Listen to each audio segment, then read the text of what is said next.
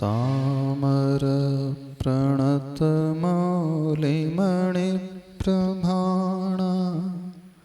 मद्योतकं दलितपापतमोवितानं सम्यक् प्रणम्य जिनपादयुगं युगादा वालम्बनं भवजले पततां जनानां। देवादिदेवो आदिम ब्रह्मा श्री आदिनाथ भगवान की। देवादिदेव श्री चिंतामणि पार्श्वनाथ भगवान की। पूज्याचार्य प्रवर श्रीमान तुंग स्वामी महाराज की। संत श्रोमणी आचार्य भगवान गुरुदेव श्री विद्यासागर जी महाराज की। श्लोक नंबर 25। बुद्धस्त्वमेव विबुधार्चितबुद्धिबोधा त्वं शङ्करोऽसि भुवनत्रयशङ्करत्वात् धातासि धीर्षिवमार्गविधिर्विधानात् व्यक्त्वं त्वमेव भगवन् पुरुषोत्तमोऽसि।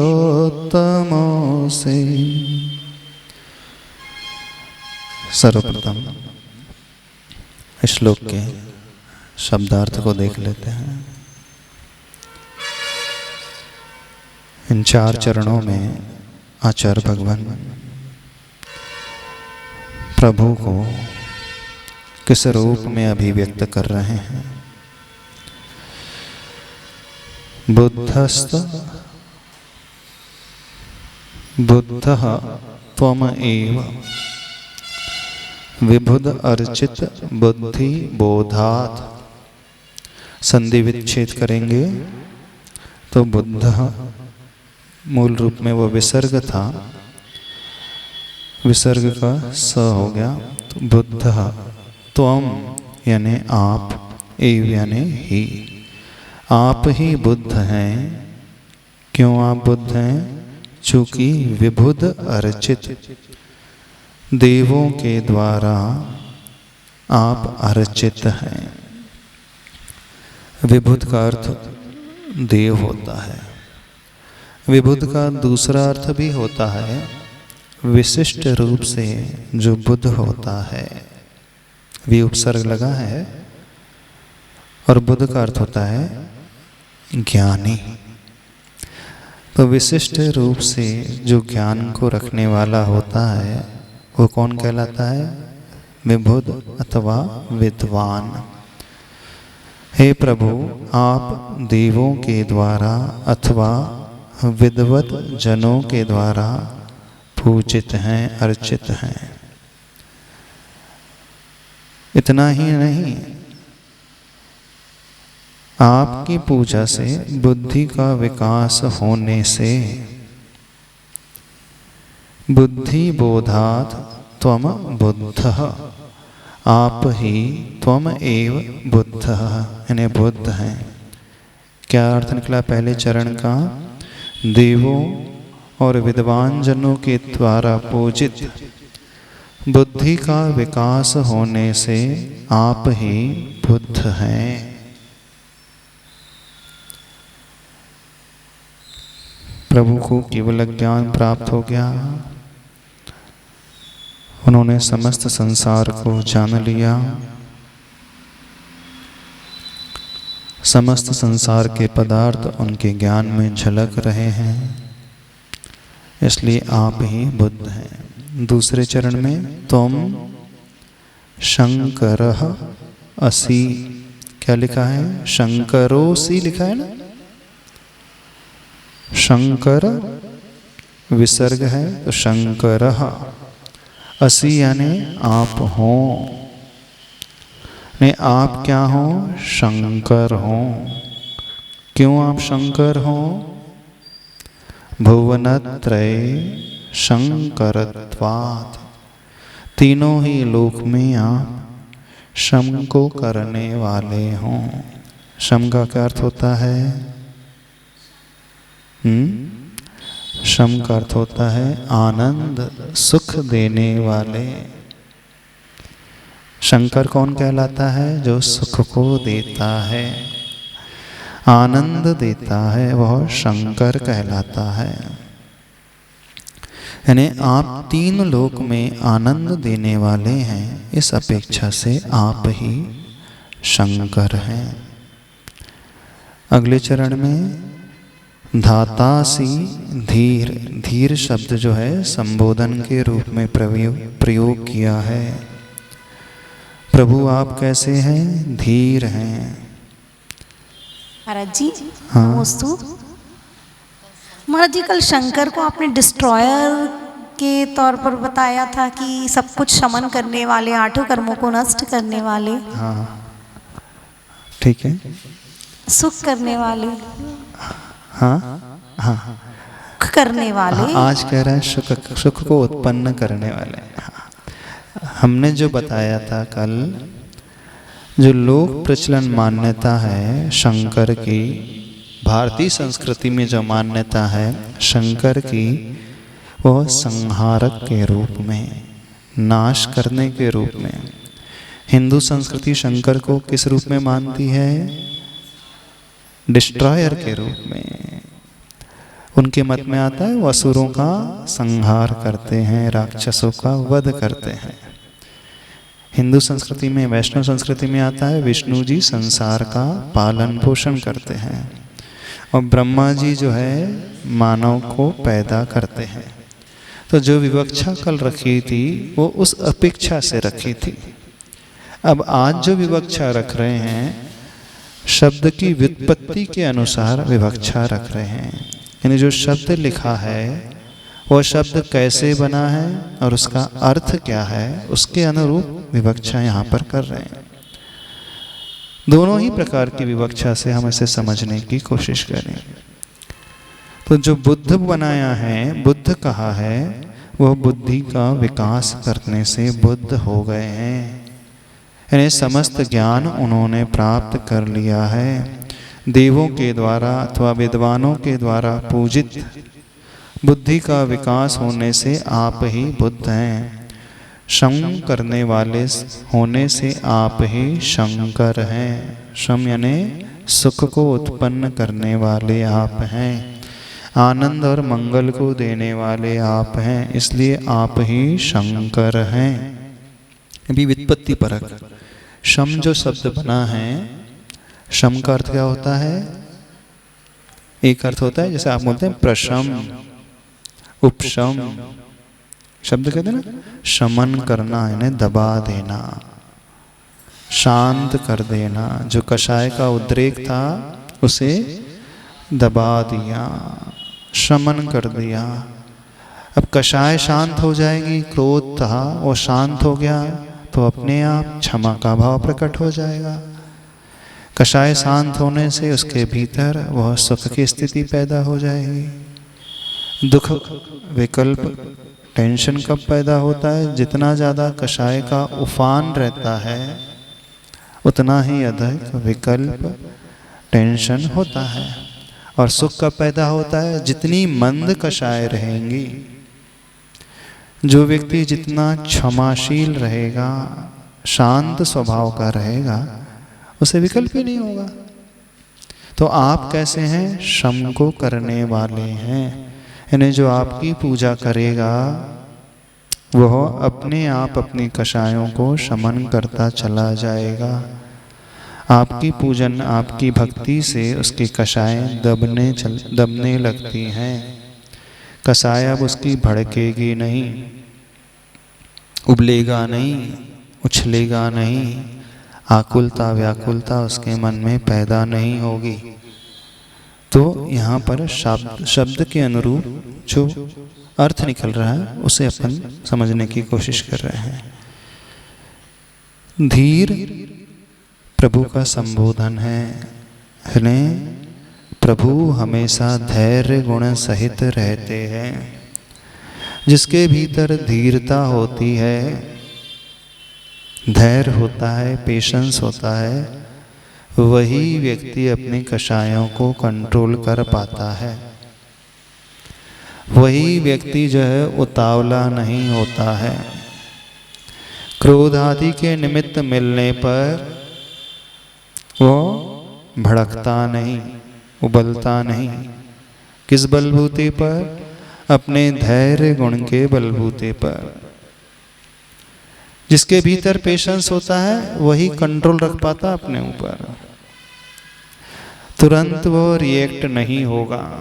बाहर कुछ भी क्यों ना होता रहे, कोई कुछ भी क्यों ना कहता रहे, उसका रिएक्शन तुरंत नहीं आएगा।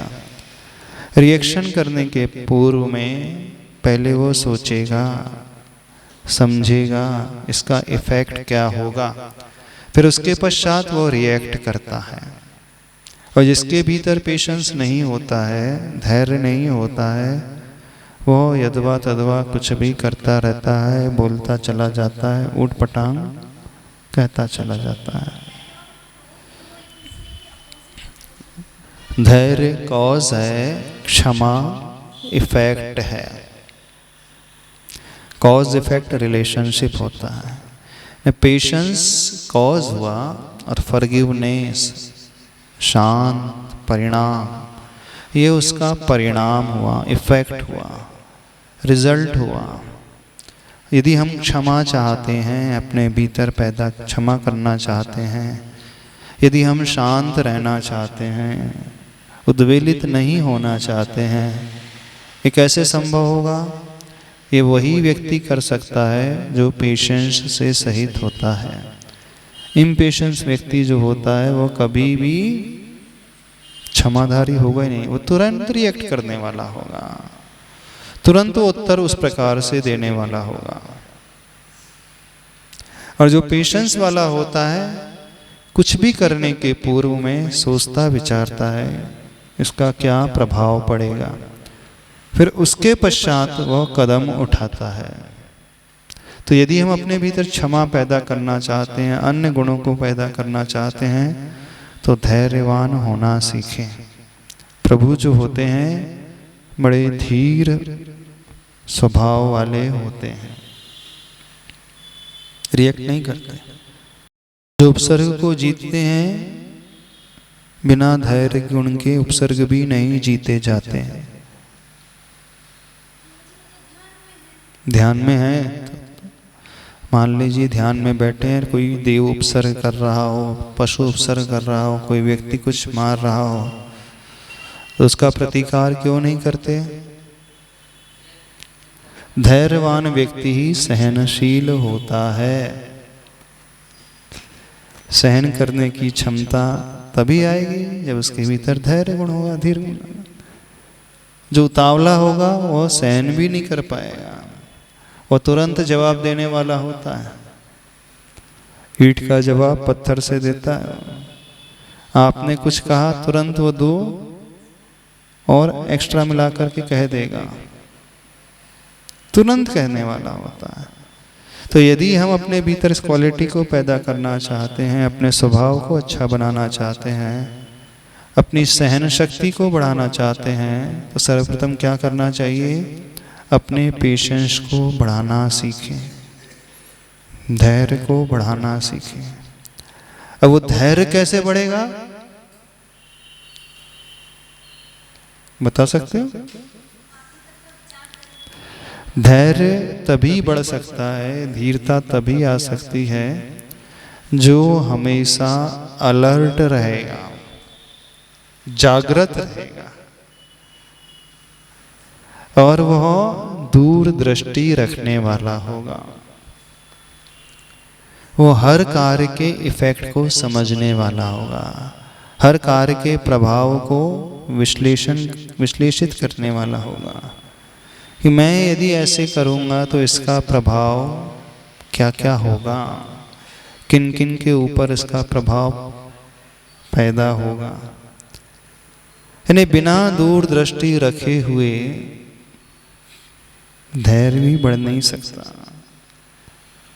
और जागृति हमेशा बना करके रखें, अलर्टनेस हमेशा अपने भीतर रखें। तो जो जितना जागृत होगा वो हर परिस्थिति का सामना उतने ही अच्छे से कर सकता है। बिना जागृति के ये संभव नहीं होता है। तो प्रभु कैसे हैं, आदिनाथ भगवान कैसे हैं? धैर्य गुण से सहित हैं। इसलिए उनका संबोधन क्या दिया है? हे धीर। जब आप प्रभु को देखो और यह शब्द कहो धीर, ये भाव अपने भीतर जगाना कि मुझे भी ऐसी ही धीरता अपने भीतर लाना है। क्या कहा जा रहा है? समझ में आ रहा है? नहीं समझ में आ रहा है?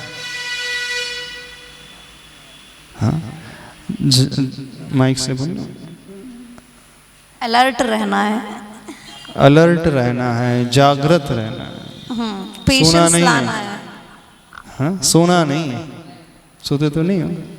नहीं, बाहर से नहीं सोने की बात कर रहे हैं, अंदर से, भीतर से नहीं सोना है, भीतर से जागृति रखना है, दूरदृष्टि सोचना है इसका क्या प्रभाव होगा।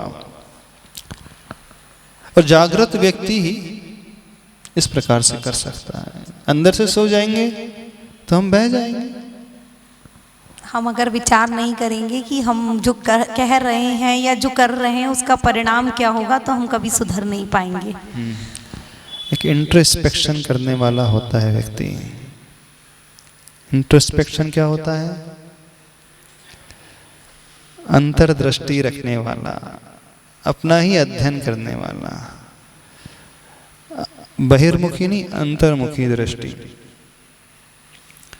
वो अपने परिणामों को भी देख करके चलेगा। ठीक है।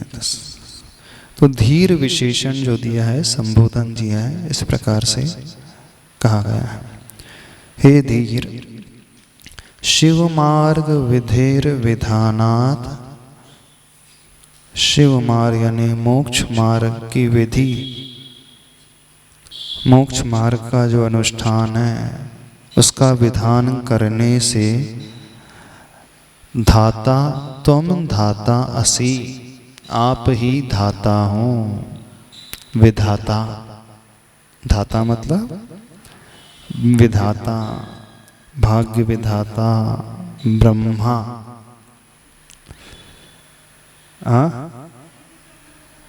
हाँ, पहले जो ब्रह्मा बताया था उत्पत्ति करने की अपेक्षा से, पैदा करने की अपेक्षा, क्योंकि लोक मान्यता क्या है? ब्रह्मा जी जो है उन्होंने मनुष्य को पैदा किया है। तो यहाँ पर जो धाता है यानी इस अपेक्षा से कि मोक्ष मार्ग की विधि के आप विधाता हैं। हाँ, क्या पूछ रहे हैं? क्या बोल रहे हैं? पहले विधाता कहाँ बताया था? बुद्ध बताया था। हाँ, ब्रह्मा कहा था। ब्रह्मा कहो, विधाता कहो, धाता कहो, एक ही अर्थ, एक ही अर्थ है। तो आप ब्रह्मा हो, क्यों? आपने उस मार्ग का प्ररूपण किया है, उस मार्ग पर कदम रखा है, यानी आप ही ने तो उस शुद्ध आत्मा की उत्पत्ति की, जन्म दिया है। इस अपेक्षा से आप ब्रह्मा नहीं, ब्रह्मा। व्यक्तम त्वमेव भगवन पुरुषोत्तम असि। क्या कहा गया? भगवन, हे भगवन, त्वम एव, आप ही कैसे हैं? व्यक्तम, स्पष्टतः, पुरुषोत्तमः, पुरुषोत्तमो, असि, असि क्रियापद है यानी हैं। कैसे हैं? पुरुषोत्तम। पुरुषोत्तम का अर्थ क्या होता है? सभी पुरुषों में आप उत्तम पुरुष हैं।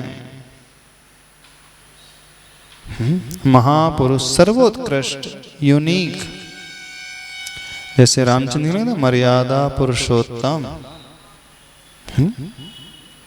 तो मर्यादा में जो उत्कृष्टता को पालने वाले थे तो वो मर्यादा पुरुषोत्तम।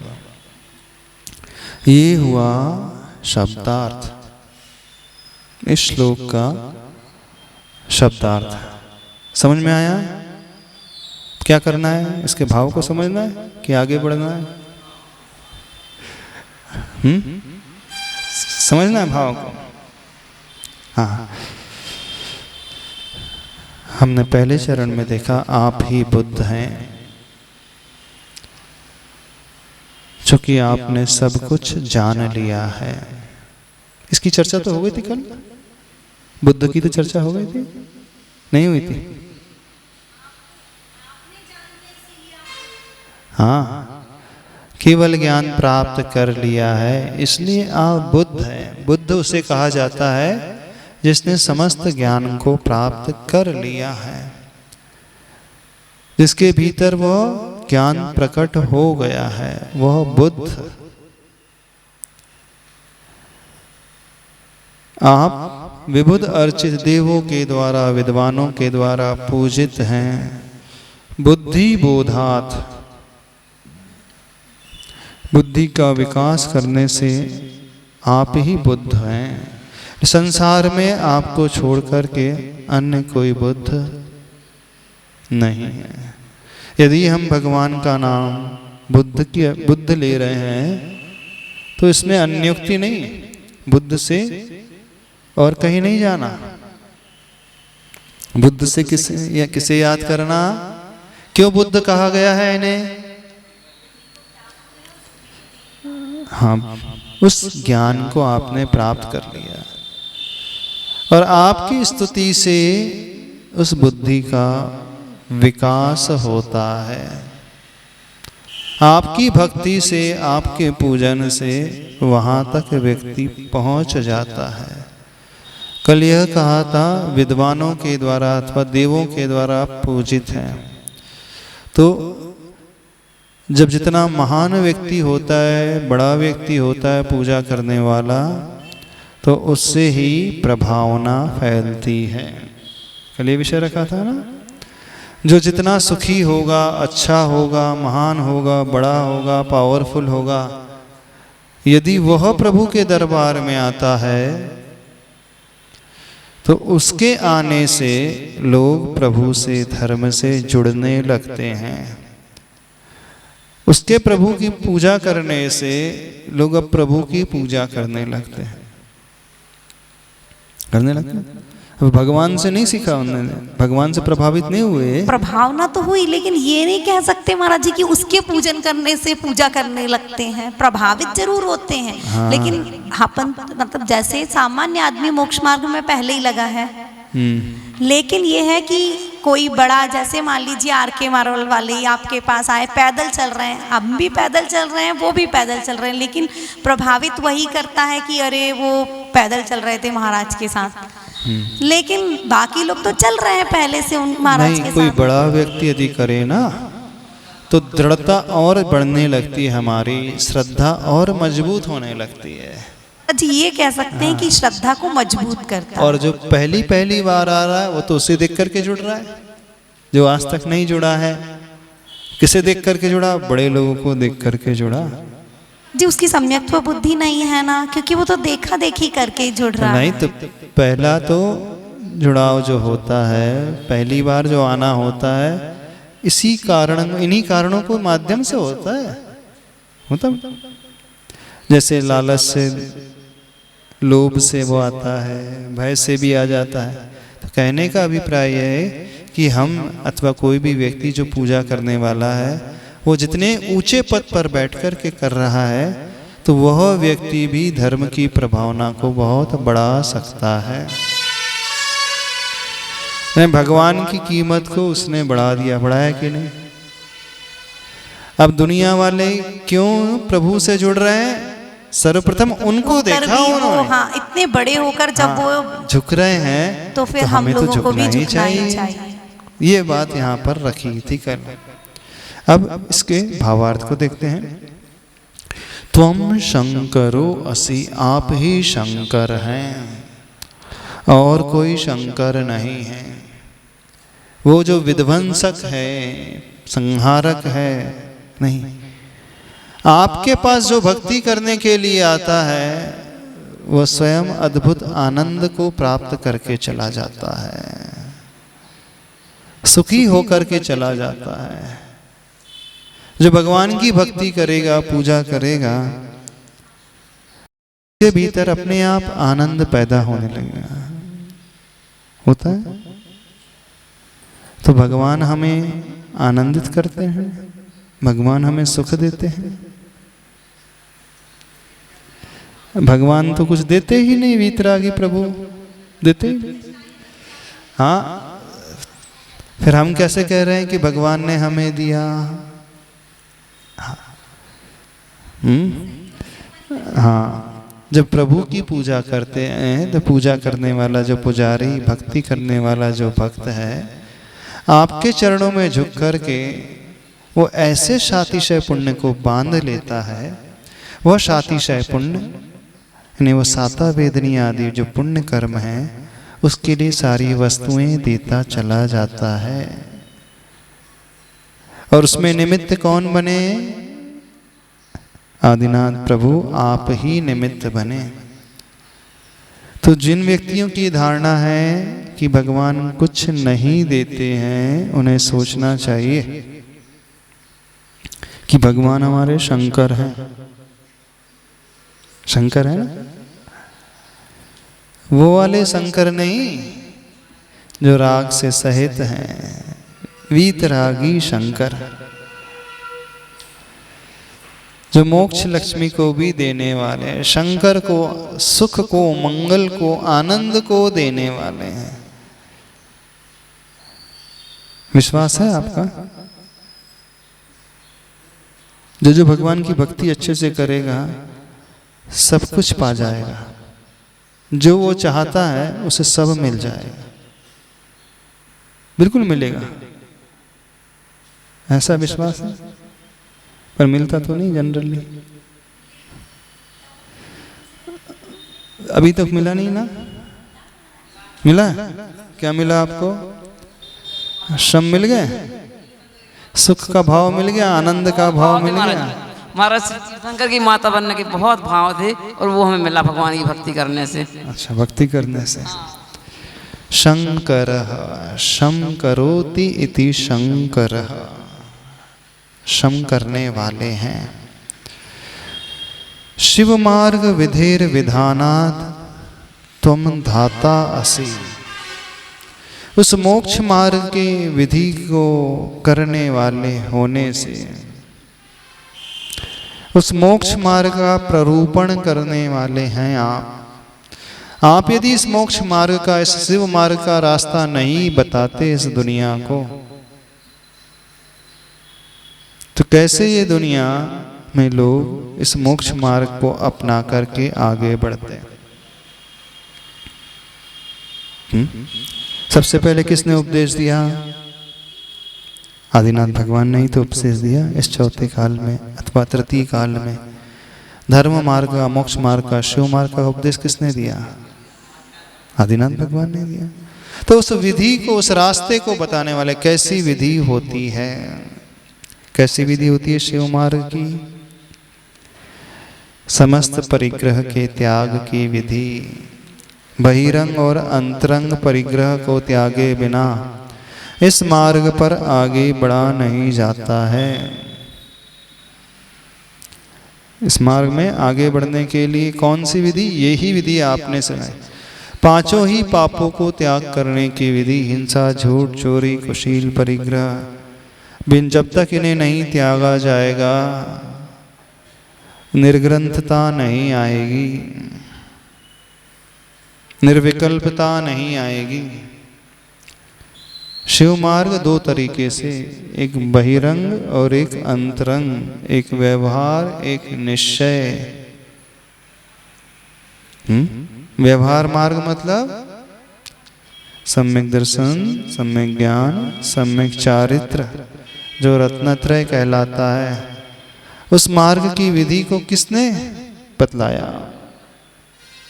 आदिनाथ भगवान ने बताया। तो आप ही विधाता हो गए, आप ही जन्म देने वाले हो गए। इस अपेक्षा से इन्हें विधाता ब्रह्मा कहा है। यहाँ अपेक्षा घटाते चले ना। जब उस उपदेश को सुनकर हम अपने भीतर उसे घटाने लगेंगे तो हम स्वयं भी विधाता हो जाएंगे, स्वयं ही ब्रह्मा हो जाएंगे। लेकिन ये बाद में होगा, निश्चय वाली बात बाद में आएगी, पहले व्यवहार वाली बात। व्यवहार से आदिनाथ प्रभु आप ही ने हम सबके लिए उपदेश दिया है। यदि आप ये उपदेश नहीं देते तो हम तो जैसे अनादिकाल से भटकते हुए आ रहे थे, आगे भी भटकते ही रहते, कल्याण ही नहीं होता, वो आनंद की प्राप्ति ही नहीं होती। क्या समझ में आ रहा है? विषय समझ में आ रहा? कठिन तो नहीं लग रहा विषय? धाता असि शिव मार्ग विधेर विधानात्। आप ही धाता हैं, विधाता हैं, ब्रह्मा हैं। सोचते हो ऐसा? अच्छा, भगवान के जब दर्शन करते हो, भक्ति करते हो, तो कितने लोगों को शिव मार्ग दिखता है, मोक्ष मार्ग दिखता है, प्रभु के दर्शन में वो मार्ग जिससे वो प्रभु बने। अब हमें देखना है, दिखेगा नहीं। यानी जब हम चिंतन में ये बात लाएंगे तब हमें शिव मार्ग नजर आएगा कि भगवान से हमारा कल्याण नहीं होगा, हमारा कल्याण शिव मार्ग से होगा। भगवान के दर्शन से ज्यादा कुछ नहीं होगा। किससे होगा? यदि दर्शन से ही कल्याण होना होता तो अभी तक तो हो गया होता। प्रभु के पास आकर के हम प्रभु को नहीं देखें। आपसे एक बात कही थी शायद हमने, क्या देखें? वो प्रभु कैसे बने वह देखें। आचार्य भगवान के पास जाकर के आचार्य भगवान को नहीं, उनकी प्रसिद्धि को, उनकी सिद्धि को, उनके प्रभाव को ना देखें, यह देखें वो कैसे इतने ऊपर पहुंचे, किस रास्ते पर चल करके उन्होंने यह पद पाया, उसे देखें। यदि दृष्टि में ये आ जाए तो बहुत जल्दी कल्याण हो जाएगा। तो भक्ति करते समय, भक्तामृत पढ़ते समय देखने में तो आदिनाथ भगवान ही आएंगे।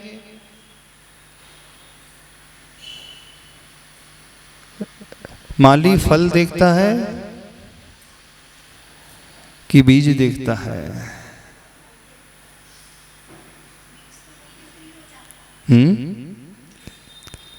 माली किसकी रक्षा करता है, किसकी केयर करता है?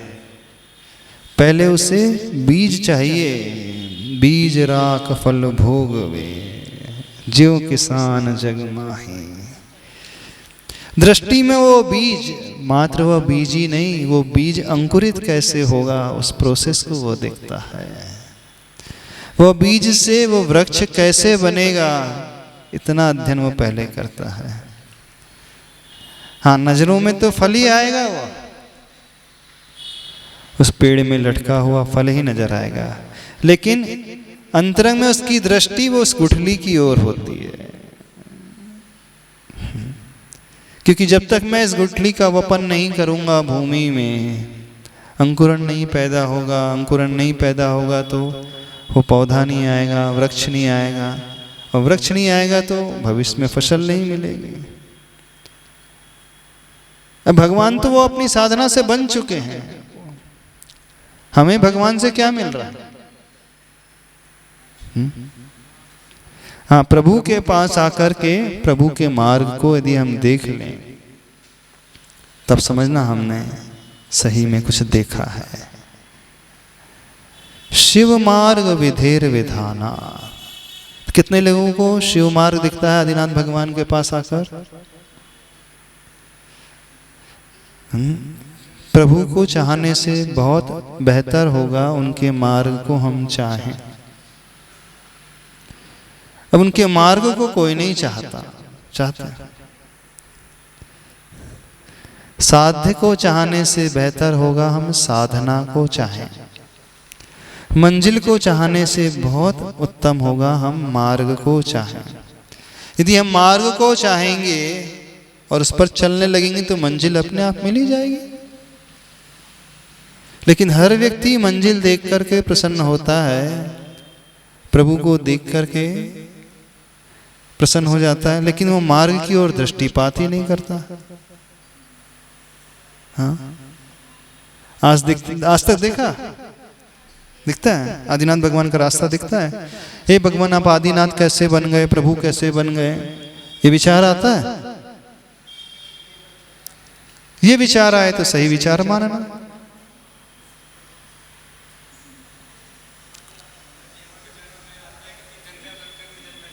हाँ, तीर्थंकर बनकर के जन्म लिया था, तीर्थंकर कैसे बने हम ये देखें ना।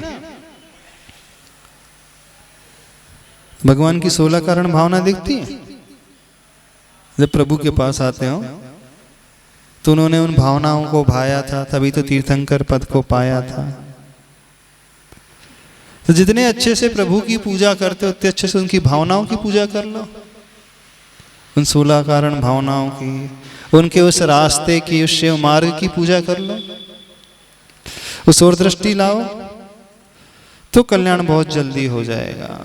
लेकिन व्यक्ति उस ओर नहीं दिखता है, बस जो बाहर में दिखलाई दे रहा है उसे ही देखता है, उसे ही देखते हो। देखने के बाद कठिन भी तो लग रहा है।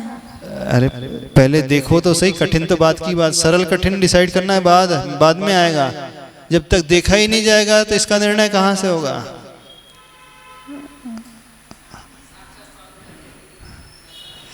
अभी भगवान को देखना है। मैं भगवान कैसे बने? आप कहते हैं ना भगवान को चाह रहे हैं, भगवान को नमस्कार कर रहे हैं, आप जैसे गुणों को प्राप्त करने के लिए वंदे तद्गुण लब्धे। तो प्रभु को देखने से उनके गुण मिल जाएंगे क्या? रास्ते पे चलने से मिलेंगे? यदि भक्ति करने से ही मिलना होता तो अभी तक मिल गया होता। संसार में एक मार्ग है, भक्ति मार्ग। वो कहते हैं कि भक्ति करते चले जाओ, भक्ति करते चले जाओ, कल्याण हो जाएगा। यानी वो श्रद्धा गुण में अटके हैं, बस उसी से ऊपर उठते नहीं है, बोले बस और कुछ नहीं, बोले प्रभु का नाम लेते जाओ, बस आदिनाथ आदिनाथ आदिनाथ आदिनाथ कहते चले जाओ। ये सुना? हाँ, भक्ति मात्र भक्ति मार्ग मतलब हो गया श्रद्धा का मार्ग। मात्र श्रद्धा से अकेले कुछ नहीं होता।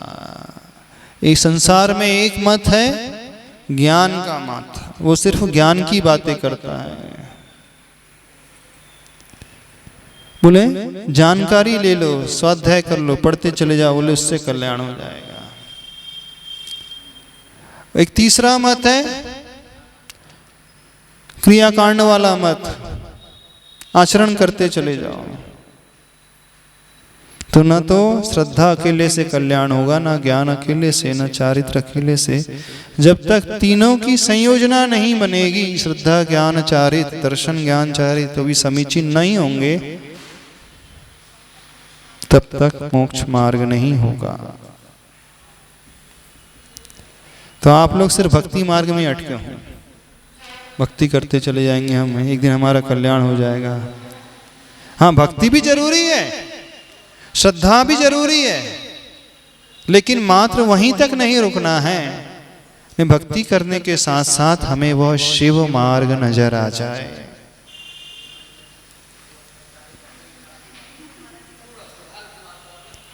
क्या अल्प मात्रा में? श्रद्धा भी हो, समीचीन ज्ञान भी और आचरण भी हो, तीनों की जब समायोजना होती है। अनुकूलता नहीं बन पाती है, सोचो भी। काय की अनुकूलता नहीं बन पाती? कौन सी अनुकूलता नहीं बन पाती? मार्ग में चलने की सोचते भी हैं, लेकिन अनुकूलता नहीं बन पाती। सोचते भी अनुकूलता नहीं बन पाती कि हिम्मत नहीं हो पाती, साहस पैदा नहीं कर पाता, डर लगता है। किस बात का डर लगता है?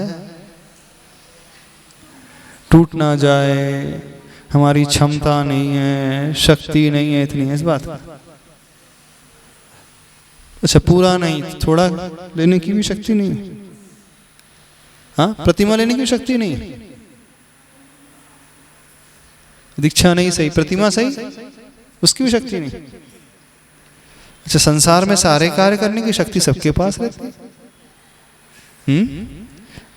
कठिन परिश्रम करने की, व्यापार करने की, घर गृहस्थी संभालने की सारी शक्ति रहती है। जब शिव मार्ग की बात आ जाती है तो आप कहते शक्ति नहीं। ऐसा शक्ति नहीं कि इच्छा शक्ति नहीं है। हाँ, शक्ति नहीं कि इच्छा शक्ति नहीं है। हाँ, इच्छा शक्ति का अभाव है, शक्ति तो हर एक आत्मा में बहुत है। कितनी शक्ति है! जो संसार में इतने सारे कार्य कर सकता है, इसका मतलब शक्ति से रहित नहीं है, शक्ति उसके भीतर है ही। हाँ, कमी है इच्छा शक्ति की। यदि इच्छा शक्ति की ओर दृष्टि चली जाए फिर सब कुछ हो जाएगा। जिसकी इच्छा शक्ति मजबूत होती है वो कुछ भी कर सकता है, कुछ भी करने के लिए तैयार हो जाएगा। वो कठिनता से डरेगा नहीं, वो तो कूद पड़ेगा, आगे बढ़ता चला जाएगा, जो होगा देखा जाएगा। कदम बढ़ाओ तो सही।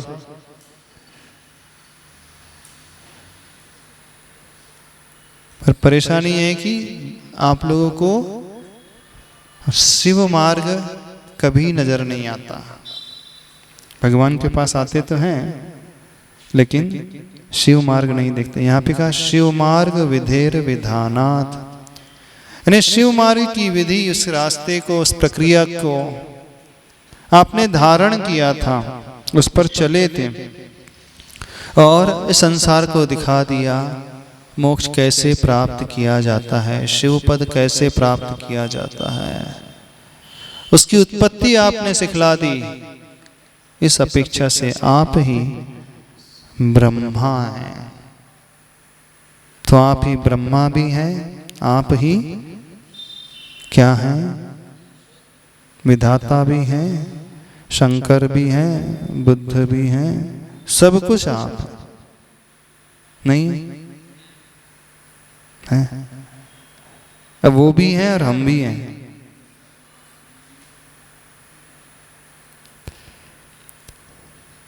पुरुषोत्तम, पुरुषोत्तम है अंतिम चरण में। पुरुषोत्तम किसे कहा जाता है? उत्तम पुरुष। नारायण के लिए भी उत्तम पुरुष कहा जाता है। नहीं, यहाँ विष्णु से निकालना, पुरुषोत्तम से अर्थ है विष्णु निकालना। शंकर, ब्रह्मा और उत्तम पुरुष नारायण विष्णु। वैसे आप उत्तम पुरुष तो हैं ही, आप जैसा उत्तम कोई नहीं है। त्वमेव, आप ही हैं। हे भगवन, भगवान का अर्थ क्या होता है? आप बोलते हैं ना भगवान। कितने लोगों को भगवान का अर्थ मालूम है? शाब्दिक अर्थ क्या होता है भगवान का?